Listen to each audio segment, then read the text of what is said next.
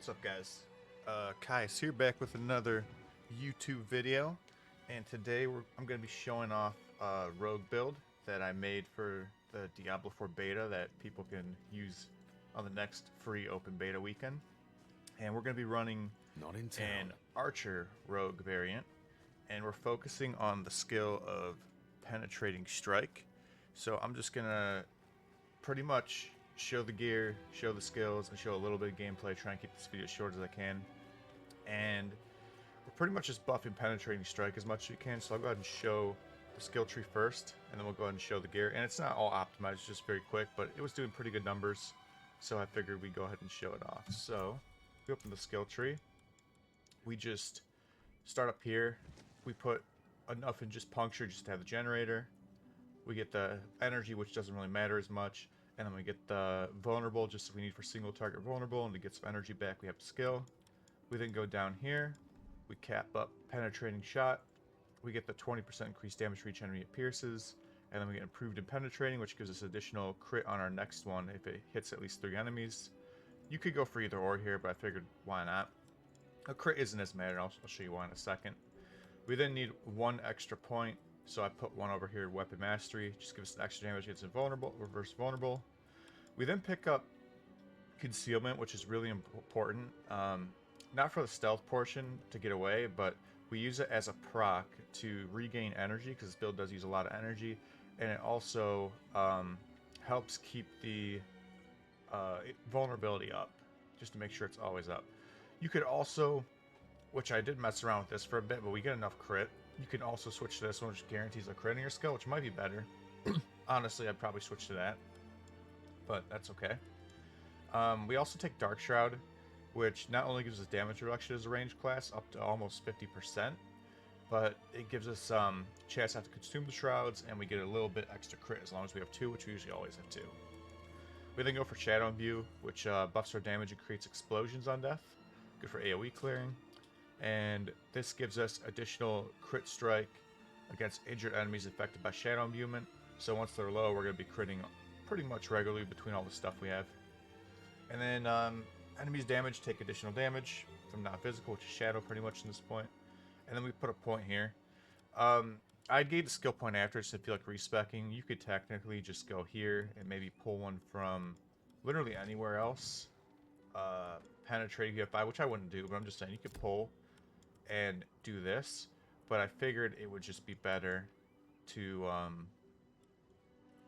not get this, because as long as you're increasing your damage, your clone's also getting damage because they do based off your damage. So I don't know, I went with this for now, but that's what we did. I do have, okay, they were like grayed out, but that's pretty much the skills. And then as for gear, well, oh, I guess I should show this too. That's a good thing. For specializations, you just keep the combo points, because everything's based on building 3 combo points. And what these do, every basic attack you get a shield. Each basic attack increases your skills. Like if you look at the bottom of penetrating, or like the middle, it says combo points increase the damage and lucky hit chance. So 1 point does that damage, 3 points does that. So ideally you want to do 3 basics with this build attack. Sometimes you'll just spam 2 of these, it depends, because it does a lot of damage on its own. But we are pretty much just trying to, skill rotation wise, you hit your Shadow Imbuement for your next 2 spenders, which will get 2 penetrating shots, get a damage buff. You then hit Dark Shroud anytime it's up to get your 5 orbs, which will also give you 10% crit. You then can go into Concealment, and then you just pretty much hit this and it should blow up most of the screen or do a lot of damage. I've seen between 5 to 10k on most hits. It just depends what you have up, because sometimes you just hit it and it still does good damage. And then Shadow Clone when you really need it for additional damage. If we go to our gear, we are rocking just a helmet with barrier, nothing crazy on it. I could get Shadow Imbuement on it, which would be just kind of running with this, but you'd want +1 Shadow Imbuement if you could. That's the helmet. The chest, the heel's actually kind of cool. I've been keeping that. Might swap that out eventually, but ideally there's chests with like damage on it and shadow. You could get that for additional more, but this is pretty good. Additional sock would be good. You then have these gloves, which I think are pretty good. The ink could probably get swapped out, but you do have a barrier when you fight elites, so this is actually really important. You know, big damage bonus versus those elites. The +1 penetrating shot, I think you get 2, so probably better. Pants are pretty good. It gives you +1 to 2 skills. You could honestly run anything else. You don't really need a +2 on either of those. It's just I had it, so I ended up running it. The boots, the only thing with these I'm not sure, I assume that bosses, because they don't get CC'd, have Unstoppable built in. I don't know if that's true though, and it gets the damage buff, but I was running these and testing them out. If not, you can run anything else. You can, these boots like this are good. Energy reduction is really important. I like the move speed, I like the dodge chance, and the max evade. They all seem important. Then we have our bow. You can get a higher damage one, but this one pretty much makes our crit strikes, which we get often with core skills, just increase our attack speed, which makes our generator get energy faster, and it makes our penetrating strikes faster. It has very good vulnerable damage on it. It rolled with distant damage, and then it has over like almost 80 dex on it. Like it's gonna be there, I think, when we upgrade it. So it's pretty good. And I just rolled 2 crit damage vulnerabilities in there, just to make it even better. Just high damage crossbow. Get up close and personal. It's like a shotgun. Then we're running a neck. This one rolled pretty good, although we're not using an agility skill, which I can go swap it off, whatever, which I'll do. We have the imbuement, which buffs our this shadow imbuement, and then we have the energy cost reduction, was cool. And then imprinted, we have 45% increased damage based on our primary resource. So our first hit usually will be really strong, because it's gonna be almost max energy. We're then running a ring here. This was originally just a yellow. I upgraded it. Rolled crit chance, crit damage, shadow damage, which is everything in this build. And pretty much damaging an elite with a basic skill. Our generator is just going to get us energy back quicker, do more penetrating shots. And then we got this, which is one of the better things in the build. It pretty much makes your penetrating shot split off and do extra damage. You'll see it. Looks really cool. Then we have 2 swords. One is just basic skills, gain attack speed to make our generator even faster. And then we have attacking enemies with a basic skill. Ups the damage of your next core skill by 10% up to 50%. That's pretty much what we're running. And we're going to go ahead, find a dungeon, and get right into it. So we're going to go to one of these down here. It's pretty good, though. I've been enjoying it. I tried various builds. I tried dagger, most of the dagger builds. I tried rapid fire. I haven't tried barrage, but I'm sure all these hit numbers because it's just based off just hitting super multipliers. We'll go up to the top one. And what's cool about Shadow Imbuement and Dark Shroud, they stay up indefinitely until you use them. Like, they don't have a duration, so you're hitting them. And you just need Shadow Power up every time your orbs are gone. You need at least 2, so you fall under 2, or if it's off cooldown and I hit it. Shadow Imbuement, you just need it for 2 attacks, so once you've shot 2 attacks, 2 spender attacks, core attacks, then you would re-hit it. I'll kind of talk through as I go. So we're going to go in the dungeon, go down here. Everything's visual, you can tell if you have it, which is good. Also, your buff, your thing should be there. Okay. We had a big group of mobs. That's where this build really shines. Run through. Go.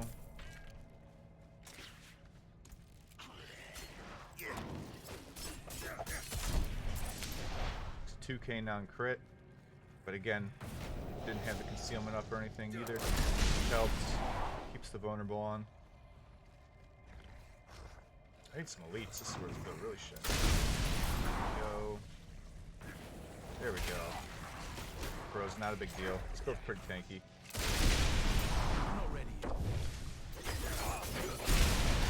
On the guy. You do our 3 generators. It's very important to build these up. Triggers too much damage.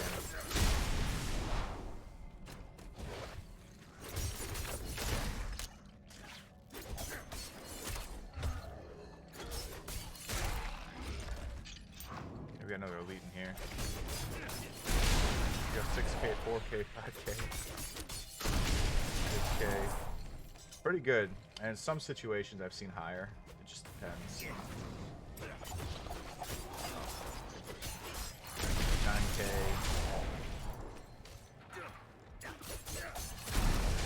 Very good. It's very explodey. It sounds really cool too. It's just a big AoE explosion with the shadow explosion and everything.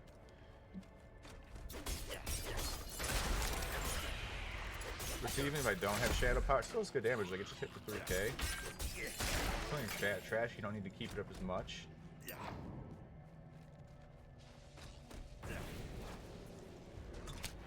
This is like cheating. Shrine. Okay, we'll go in. One shot structure. Okay, everything's dead. Nice. Let's see, we get our barrier whenever we hit an elite 2, and that gives extra damage because we're gloves.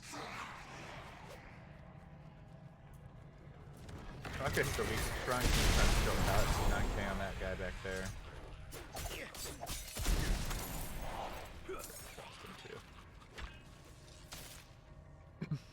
But overall, I'd say it's pretty punchy. When I was doing like daggers, I was seeing like quick 600s, but it wasn't anything like this. This is just very, here's a 10k right there.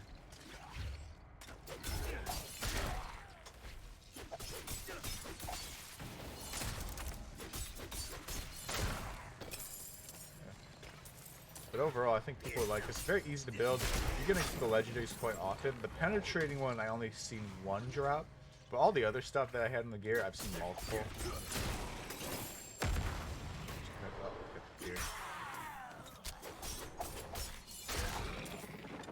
Don't know if this will change launch-wise, but I think I should build.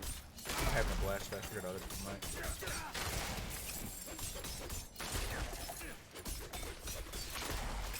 That was out.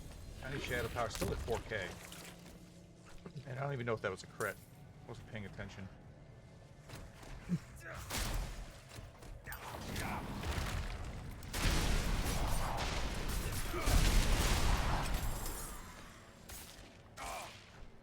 I'm not ready. And then next week I'll be trying the druid most likely. I don't know if these characters from this week wipe. If they don't, I might come back and mess around with this, trying to optimize them more for launch purposes, but I'll probably change it. I assume they're going to change a lot of stuff. This is all feedback beta, so. It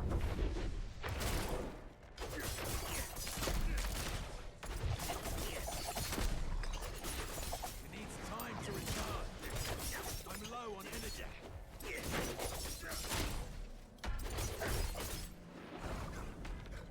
And if we can get the energy situation sorted a little better. But again, you could take concealment here and 40 energy. That's a big reason we're running it. Alright. Here we go. That's pretty much it.